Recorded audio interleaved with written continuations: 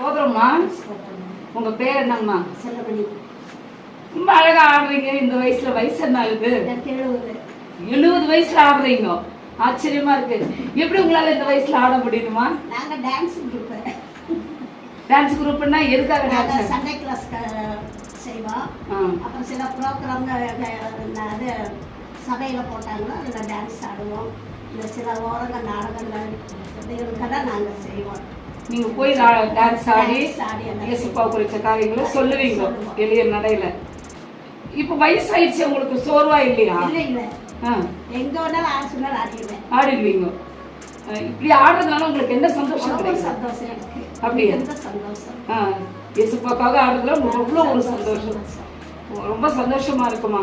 உங்க வயசுல எப்படி இயேசுப்பாக்காக உங்களால முடிஞ்ச அளவுக்கு இப்படியான ஒரு ஊழியத்தை செஞ்சுட்டு இருக்கீங்க. தொடர்ந்து நீங்க ஊழியம் செய்யுங்க. உங்களுடைய ஆசை என்னம்மா?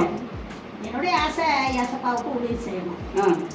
அதுதான் ஆசை. அதுதான் ஆசை. எந்த ஆசையும் கிடையாது, ஊழியம் செய்யணும். ஏன்னா 40 வருஷமா ஆண்டவருடைய ஊழியத்தை செஞ்சோம். போக 6 மைல், வர 6 மைல், 12 மைலும் ஆண்டவருக்காக ஊழியம் செஞ்சோம். நடந்து போய் செஞ்சீங்க. பஸ் கிடையாதுமா, எங்களுக்கு பஸ் கிடையாது. அப்புறம் இடநாளையில புதன் வியாழன் 2 நாளையில எல்லா சபையும் இருக்கிற விசுவாசிகள் எல்லாத்தையும் போய் பார்த்து வருவோம். நேற்று கூட ஆண்டவர்கிட்ட முன்னாடி சொன்னேன், 40 வருஷமா அந்த கால் ஊழிக்கு போகிற கால் இன்னைக்கு அமைதியா இருக்கிறேன் சொல்லிட்டு சொன்னேன். ஓ, அது எல்லாத்தையும் கொட்டி தீர்த்துட்டீங்க ஆடி?